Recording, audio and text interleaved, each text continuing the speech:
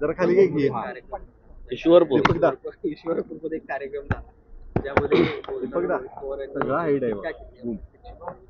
चिपळूणमध्ये आता काही बेंटेक्स आलेला आहे आणि त्या बेंटेक्सला आवरण्याची गरज आहे. तुमच्याच वरिष्ठांकडे तुमची तक्रार करायची. मुळामध्ये डुप्लिकेटपणा हा पवारांच्या मध्ये ठासून भरलेला आहे. रोहित पवार हा आज्यावरती गेलाय आणि आजोबांनी गेली 50 वर्ष महाराष्ट्रामध्ये सोनं म्हणून पितळ विकलेले आहे. गावाकडे जशी म्हण आहे, चिंध्या पांघरून सोनं विकता येत नाही, परंतु सोनं पांघरून चिंध्या विकता येतात. तशा चिंध्या विकण्याचा धंदा हा पवारांनी केलेला आहे. रोहित पवार हा आजोबावरती गेलाय. प्रचंड डुप्लिकेटपणा या रोहित पवारांच्या मध्ये आहे. कालच त्यांच्या चुलत्यांनी त्यांची आबरू काढलेली आहे तिथं, की कसा तू निवडून आलाय असं त्यांचं भाषण मी बघितलं. बातमीमध्ये ते आलं होतं, वाचलं मी ते. तर पोस्टल मतावरती तू निवडून आलायस म्हणजे हा कुठल्या स्टेजला गेलाय तुमच्या लक्षात येईल. गोपीचंद पडळकरांना रोहित पवारांनी जे स्टेटमेंट केलंय त्याच्याकडे लक्ष देण्याची अजिबात गरज नाही. परंतु मला काळजी अजित पवारांच्या पोरांची वाटते. कारण हा औरंगजेबासारखा आहे, औरंगजेबाच्या वृत्तीचा आहे. औरंगजेबाने सत्तेसाठी स्वतःच्या बापाचा भावांचा घात केला होता. अजित पवार त्याला पुरून उरणारा असल्यामुळं अजित पवार ते टिकलेत. परंतु त्यांच्या पोरांची चिंता मला वाटते. हा रोहित पवार हा औरंगजेबांसारखी कृती भविष्यामध्ये अजित पवारांच्या पोरांच्या बाबतीत करेल असं मला जरा डाऊट येतोय. त्यामुळं मला चिंता करण्याची आवश्यकता नाही. मी पवारांना कसाही असा तसा उलटा पुलटा कसाही पुरून उरलेलो आहे. मी त्याबाबत भूमिका घ्यायला पहिल्यापासून ठाम आहे, सक्षम आहे, पुढे भूमिका घेत राहील. परंतु या रोहित पवारांची चिंता हे अजित पवारांनी करण्याची आवश्यकता आहे. पोस्टल बॅलेटवर जरी जनतेच्या सोबत राहून सरकारच्या नाकात दम रोहित पवाराला वाटतंय की तो सरकारच्या नाकात दम आणतोय. अशी परिस्थिती नाही आहे. तुम्ही बघितलं अधिवेशन काळामध्ये रोहित पवार पत्रकार मित्र विधान भवनात येण्यापूर्वी येत होते. अधिवेशनाच्या काळामध्ये सिक्युरिटी गार्ड गेटवरती येण्याच्या अगोदर रोहित पवार यायचे. कारण त्यांना माहित होतं संजय राऊताचा भोंगा वाजवण्यापूर्वी जर आपण गेलो तरच आपली बातमी लागेल. मीडियामध्ये बातमी लागली याचा अर्थ तुम्ही शासनाच्या नाकात दम आणला असं होत नाही. लोकांमध्ये त्याला जावं लागतं. हा सोन्याचा चमचा तोंडात घेऊन जन्माला आलेला बाळ हा लोकात कधी जाणार? गावात गेल्यानंतर प्रश्न काढतात, हा गावात जाणार कधी? हा पिगूच्या कोंबडीसारखा आहे. एक थोडं 10 पावलं 4 पावलं चालला तर ह्याला धापा लागतात. पिगूची कोंबडी तुम्हाला माहित आहे, आपल्या देशी कोंबडीचं एक वेगळं असतं. ती कुठं बी झाडावर बसते, काही खाते, किडा मुंगी खाते. पिगूच्या कोंबडीला एक 4 पावलं चालली का ते धापा लागतात. तसा आहे पिगूच्या कोंबडीसारखा आहे. आणि त्याला वाटतंय की मी राज्यातल्या लोकांचं काही काम करतोय. अशी परिस्थिती नाही. रोहित पवारांनी आपला मतदारसंघ शाबूत ठेवावा. आता बॅलेटवरती निवडून आलाय, पोस्टल मतावरती. उद्या तो तिथं निवडून पण येणार नाही. आणि मी त्याला तिथं मी ठासून त्याच्या विरोधामध्ये काम करायला पूर्ण क्षमतेनं तयार आहे. आम्ही ते काम करू. त्यामुळे अखंड महाराष्ट्राचा नेता होण्याच्या भानगडीमध्ये स्वतःची आमदारकी तुम्ही घालवून बसाल. त्यामुळे तुम्ही तुमची काळजी घ्या, गोपीचंदची काळजी करायला आम्ही सक्षम आहोत. जो काही कार्यक्रम झाला त्या कार्यक्रमात दोघांची जर बॉडी रोहित पवार आणि त्यांची बॉडी लँग्वेज जर बघितलं तर फारसं काही चांगलं चालल्याचं दिसलं नाही. बघा, जयंत पाटील उचल्यासारखा तिथं दिसत होता मला. जयंत पाटलांची मानसिकता पूर्ण खचलेली आहे. त्यांनी एक स्टेटमेंट तिथं केलं की सांगली जिल्हा आणि वाळवा तालुका काय खचत नाही, नतमस्तक होत नाही, झुकत नाही. परंतु हे त्यांना बोलणं स्टेटमेंट योग्य वाटत नाही. सांगली जिल्हा झुकत नाही ही गोष्ट खरी आहे, पण जयंत पाटील नुसतं झुकत नाही असा पालता पडतोय सरकार गेल्याच्या नंतर. अरे हिंमत असेल तर तुम्ही लढा ना लोकांच्यासाठी. जयंत पाटलांचं काम होतं ना, 20-30 वर्ष तुम्ही महाराष्ट्राच्या सत्तेमध्ये होता, करा ना लोकांच्यासाठी आंदोलन. लोकांच्यासाठी सरकारच्या विरोधामध्ये बोला ना. सभागृहातलं तुम्ही जयंत पाटलाचं भाषण ऐकल्यानंतर तुमच्या लक्षात येईल हा सरकारच्या बाजूने बोलतोय की सरकारच्या विरोधात बोलतोय. सरकारच्या विरोधात लढायला हिंमत लागते, त्याला काळीज लागतं, लोकांची भूमिका मांडायला काळीज लागतं. हे रात्री जाऊन 9-10च्या नंतर दर्शन घ्यायचं, पाया पडायचं, पालतं झोपायचं, मला घ्या, मला काहीतरी करा, आणि इकडे येऊन म्हणायचं वाळवा तालुका झुकत नाही. अरे झुकत कुठला? तर तिथं सगळ्या लोकांना माहित आहे ना. जयंतराव सारखी राजकारणामध्ये विटंबना मी कुणाची बघितली नाही.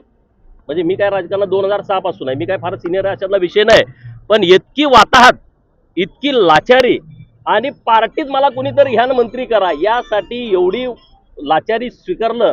जयंत पाटला एवढं कुणी महाराष्ट्रामध्ये केलं नसेल, ते जयंत पाटलांनी केलेलं आहे. त्यामुळे ते जे बोलणं त्यांचं आहे, मी असं आहे, मी तसं आहे, जयंतरावमध्ये आणि रोहितमध्ये तर वाद असणार, कारण रोहितला नंबर 1चा लीडर व्हायचा आहे. आता अजित पवार होते तेव्हा तिथं होता येत नव्हतं, आता तिथं राष्ट्रवादीमध्ये त्याला नंबर 1चा लीडर व्हायचा आहे. आता 1चा लीडर कोण? आता जयंतरावनं तर अगोदरच तलवार म्यानात घालून ठेवली आहे. पार्टीतनं त्यांना निष्कासित करून टाकलं, राजीनामा तर त्यांनी दिलाच नाही, पण त्यांना पार्टीतून काढून टाकलं. त्यांची स्पर्धा असू शकते नंबर 1 साठी, परंतु मागं कोण आहे?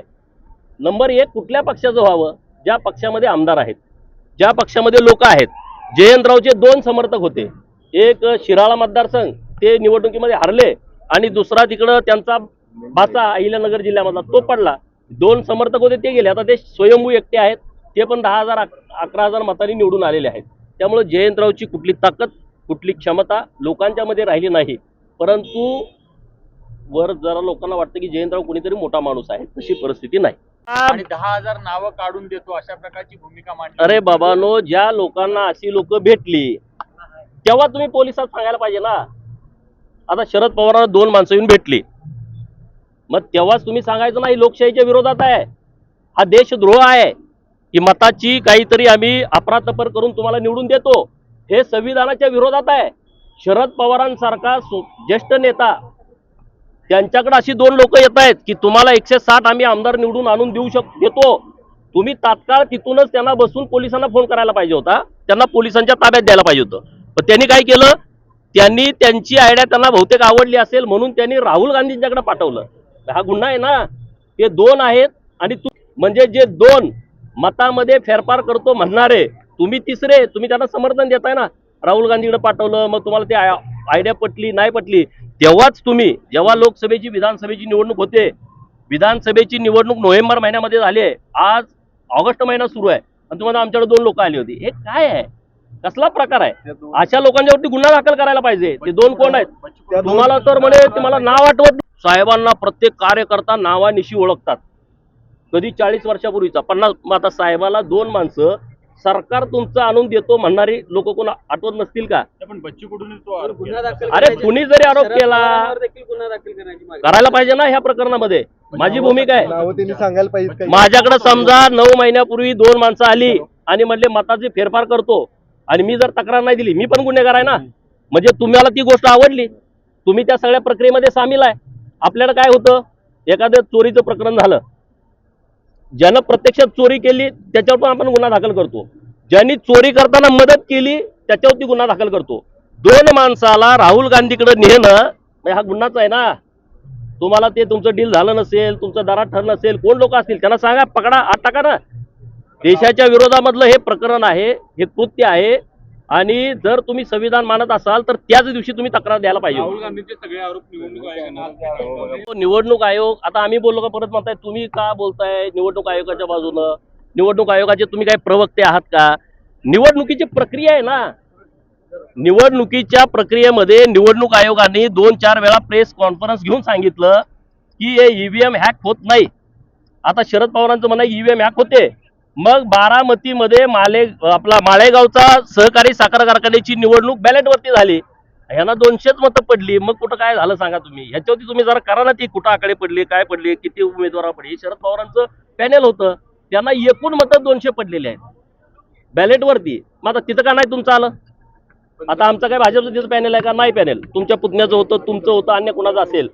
बॅलेटवरती निवडणूक जेव्हा माळेगाव सहकारी साखर कारखान्याची झाली तेव्हा शरद पवारांसारखा एवढा मोठा नेता असं लोक समजतात, त्या नेत्यांच्या पॅनेलला 200 मतं पडली हो. मग या ईव्हीएम वरती लोक बोलतात, तिथं बॅलेट वरती चर्चा करा ना. आणि ईव्हीएम वरती निवडणूक आयोगानं सांगितलं तुमच्याकडे कोण हॅक करणारी लोक आहेत त्यांना घेऊन या ना. आता पण तुम्ही गेलं पाहिजे घेऊन. निवडणूक आयोगावरती बोलणं किंवा निवडणूक या प्रक्रियेवरती बोलणं म्हणजे तुम्ही देशाच्या संविधानाच्या विरोधामध्ये बोलता ना. देशाच्या संविधानातला हा भाग आहे न्यायालयावरती बोलणं. आमच्या बाजूनं झालं, हे न्यायालयाने 1 नंबर आहे, लोकशाही जिवंत आहे. तुमच्या विरोधात एखादा निकाल गेला मग तुम्ही न्यायालयावरती टीकाटिप्पणी करता. या ज्या संस्था आहेत या संस्था संविधानानं निर्माण केलेल्या संस्था आहेत. त्या संस्थावरती डाऊट घेणं, शंका घेणं हे योग्य आहे असं मला अजिबात वाटत नाही. जरांगे पाटील मुख्यमंत्री का मराठा समाजाच्या आरक्षणाच्या बाबतीमध्ये सरकारनं अत्यंत संवेदनशीलपणे मराठा समाजाला वेगळं 10% आरक्षण दिलेलं आहे. या महाराष्ट्रामध्ये ज्या लोकांच्या कुणबी नोंदी सापडल्या त्यांना कुणबी दाखले दिलेले आहेत.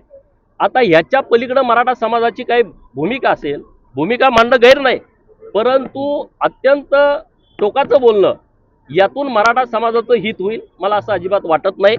घरामध्ये कारभारी असतो, 4-5 भाऊ असतात, आपण लहानपणी बघितलंय एकत्र कुटुंब पद्धती. जो कारभारी असतो त्यानं सगळ्यांना बरोबर सामावून घ्यायचं असतं. मराठा समाज हा सामाजिक दृष्टिकोनातून महाराष्ट्रामध्ये कारभाराच्या भूमिकेमध्ये राहिलेला आहे आणि सगळे घटक या सगळ्या मराठा समाजाला जोडलेले आहेत.